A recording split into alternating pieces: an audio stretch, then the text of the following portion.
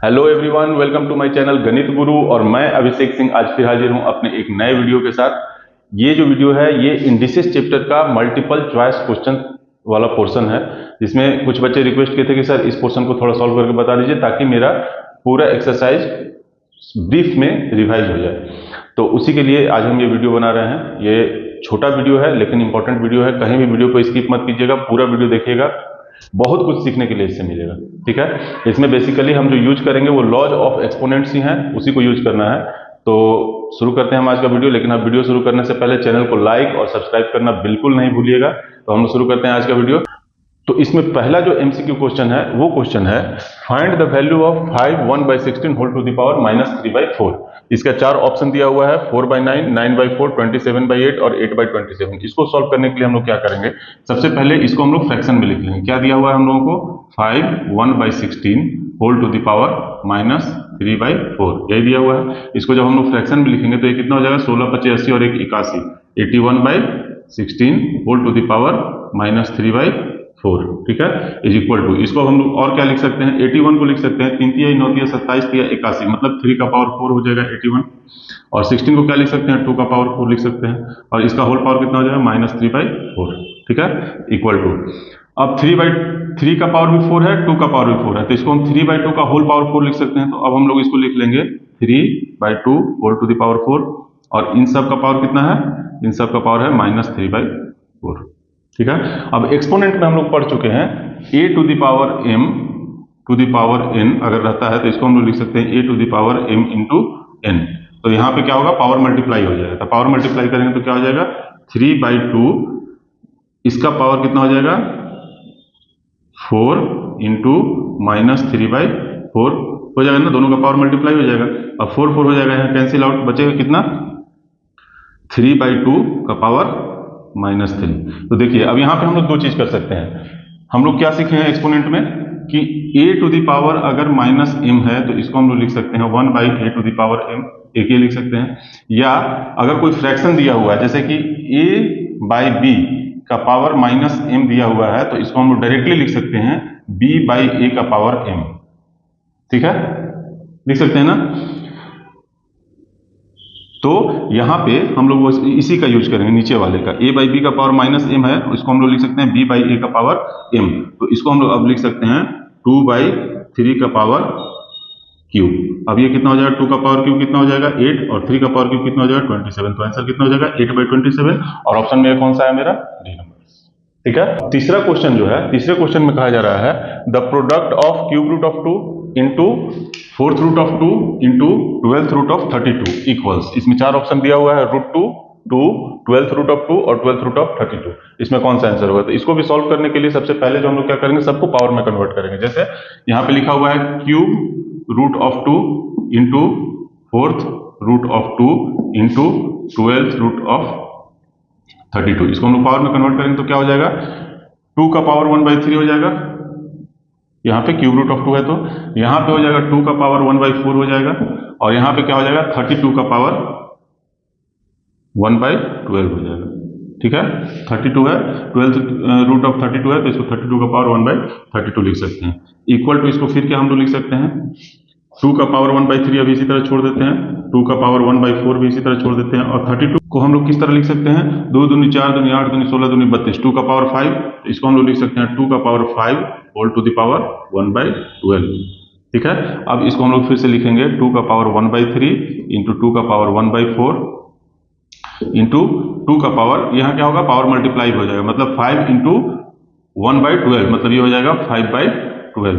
अब यहाँ पे बेस सबका सेम है, 2 2 2 और पावर डिफरेंस है, तो इसमें क्या होता है, पावर ऐड हो जाता है। कैसे, a to the power m into a to the power n अगर है तो इसको हम लोग लिख सकते हैं a to the power m plus n। Exponent का यही रूल है, इसी रूल को हम लोग यहाँ पे यूज करेंगे। तो यहाँ पे क्या हो जाएगा, 2 का पावर 1/3 प्लस 1/4 प्लस 5/12। अब इसको जब हम लोग ऐड करेंगे तो क्या आ जाएगा, इज इक्वल टू 2 का पावर, एलसीएम क्या हो जाएगा 12 हो जाएगा, तो इसमें एलसीएम हो गया 12, और यहाँ पे क्या हो जाएगा 3 है, तो यहाँ पे आ जाएगा 4 प्लस 3 प्लस 5।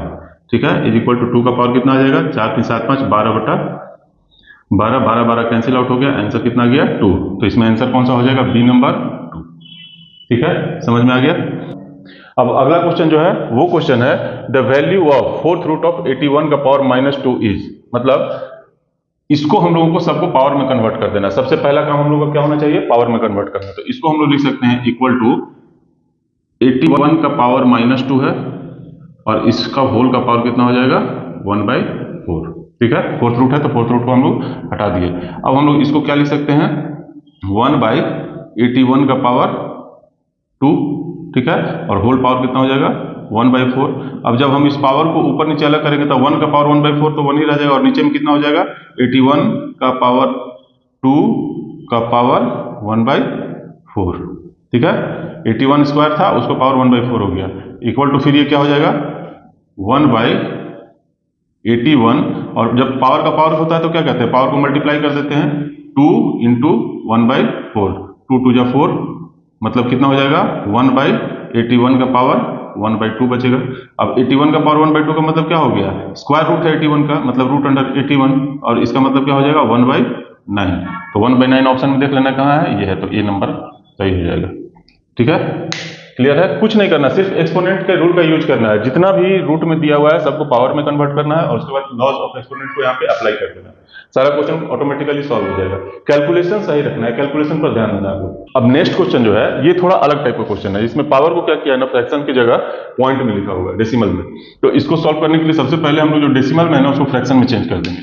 यहाँ पे क्या लिखा हुआ है, the value of 256 whole to the power 0.16 into 256 whole to the power 0.09 is, option 4 है 4, 16, 64, 256, 8.25।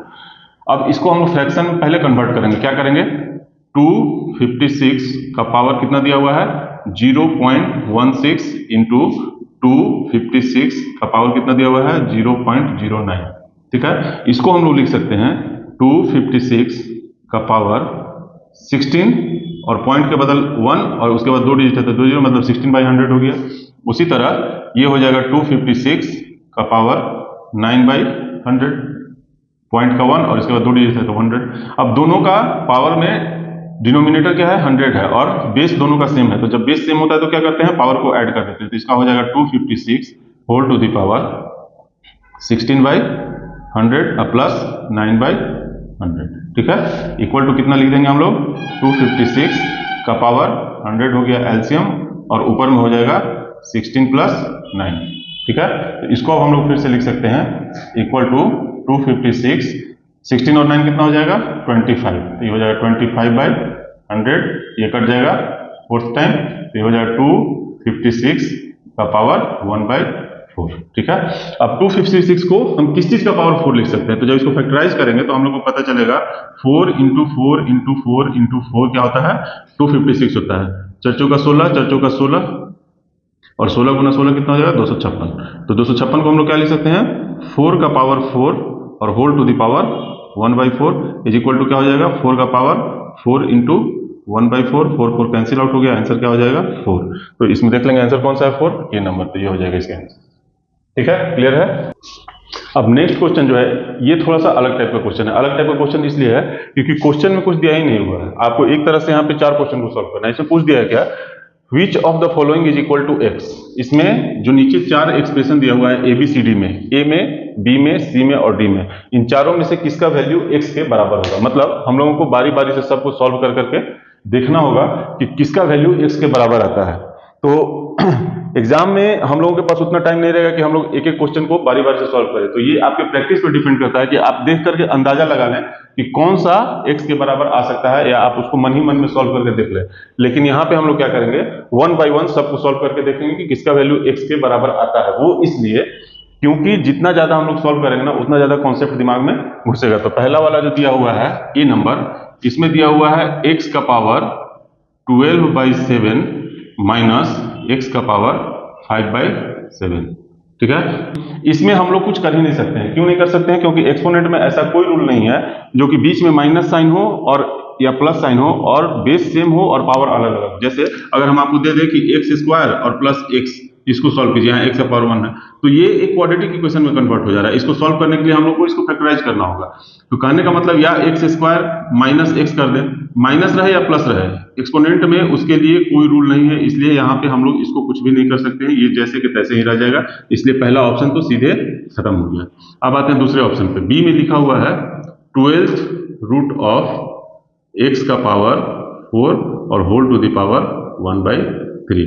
अब इसको हम लोग सबको पावर में कन्वर्ट कर लेते हैं। इसको हम लोग लिख सकते हैं x का power 4 whole to the power 1/3 और इसका पावर कितना हो जाएगा, ये 12th रूट है तो यहाँ हो जाएगा 1/12। अब पावर का पावर आता है तो क्या होता है, पावर मल्टीप्लाई हो जाता है, तो इसको हम लोग लिख सकते हैं x का पावर 4 इंटू 1/3 इंटू 1/12।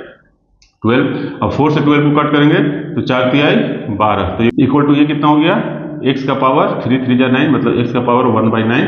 तो x का पावर 1/9 है तो ये भी x के बराबर नहीं आया, तो दूसरा ऑप्शन भी हम लोग का कैंसिल आउट हो गया। अब आते हैं हम लोग तीसरे नंबर पे। तीसरे नंबर में क्या लिखा हुआ है, इसको देख करके लग रहा है कि हो जाना चाहिए। सी नंबर में क्या लिखा हुआ है, रूट अंडर x का पावर 3 और होल टू द पावर कितना है 2/3, यही है ना। इक्वल टू इसको हम लोग लिख सकते हैं x का power square root of x cube है, तो इसको हम लोग लिख सकते हैं x का पावर 3/2, लिख सकते हैं ना। या फिर इसको हम थोड़ा और अच्छे से लिख रहे हैं,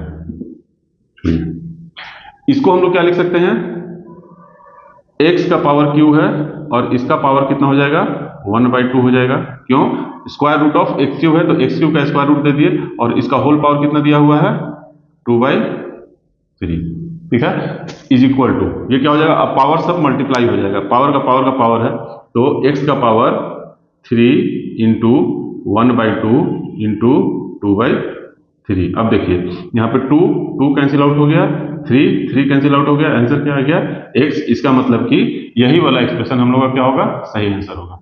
बस इतना ही है। इस तरह का क्वेश्चन में कुछ नहीं करना है, हम लोगों को सिंपली क्या करना है कि जो भी एक्सप्रेशन दिया हुआ है उसको पावर में कन्वर्ट करेंगे। पावर में कन्वर्ट करने के बाद उसको हम लोग लॉज ऑफ एक्सपोनेंट अप्लाई करके, जितना भी एक्सपोनेंट का लॉ है वो दिमाग में होना चाहिए, अप्लाई करके उसको सिंप्लीफाई करेंगे, आंसर खुद ब खुद आ जाएगा, बशर्ते कि कैलकुलेशन हम लोगों का बिल्कुल सही होना चाहिए। तो आज के वीडियो में इतना ही रहने देते हैं। अगर वीडियो अच्छा लग रहा है तो चैनल को लाइक और सब्सक्राइब करना बिल्कुल नहीं भूलिएगा। फिर मिलते हैं नेक्स्ट वीडियो में, तब तक के लिए जय हिंद।